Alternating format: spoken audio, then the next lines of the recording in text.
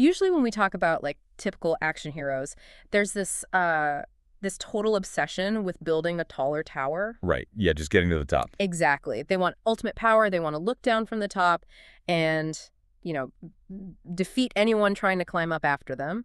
But then you look at a character like Ichigo Kurosaki, and that whole tower metaphor just, well, completely collapses. It totally falls apart, yeah. So in today's deep dive into the architecture of the integrated self, our mission is to really figure out why Ichigo's journey is so wildly different. Because he isn't trying to build a taller tower to look down from.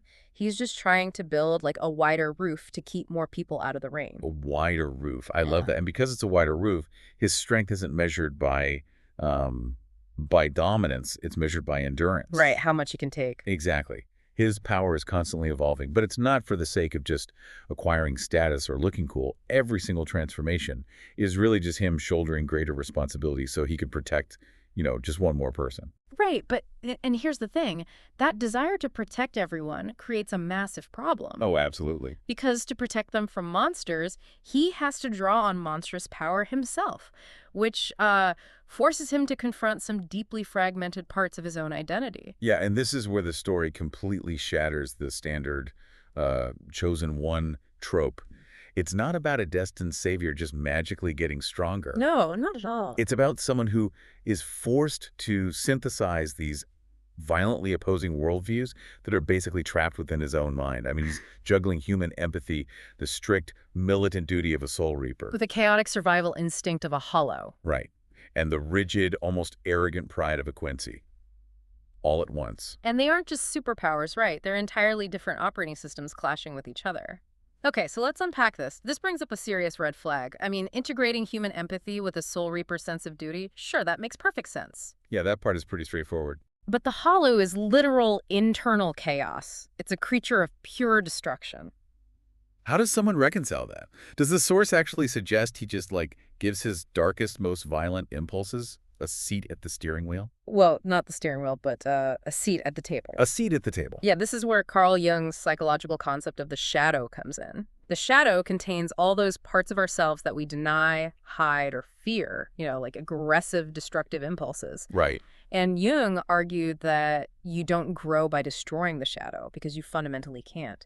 Ichigo literally fights his hollow, physically battling it, until he realizes its aggressive energy is actually a defense mechanism meant to protect him. Wait, really? It was protecting him? Yeah.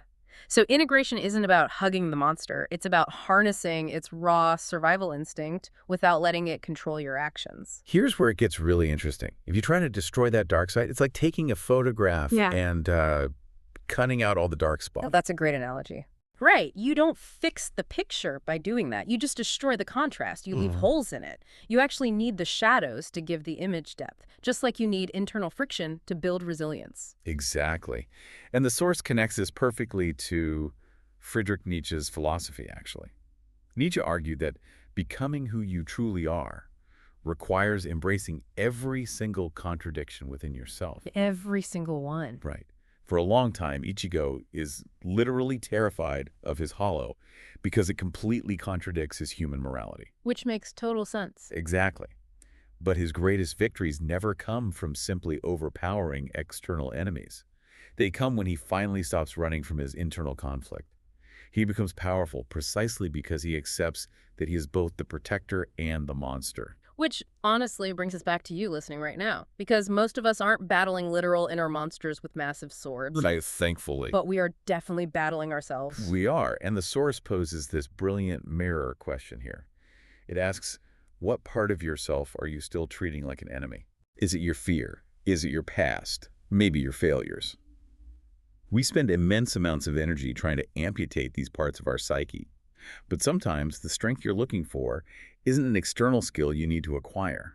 It's the exact part of yourself you have stubbornly refused to acknowledge. It all comes down to this defining line from the text. I love this part. The strongest version of you isn't missing a piece.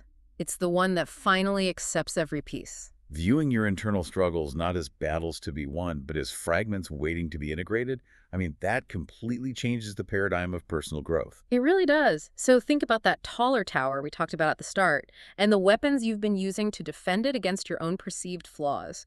If the parts of yourself you are constantly fighting are actually just misunderstood sources of energy, well, what would happen tomorrow if you finally laid down your weapons and invited them to the table?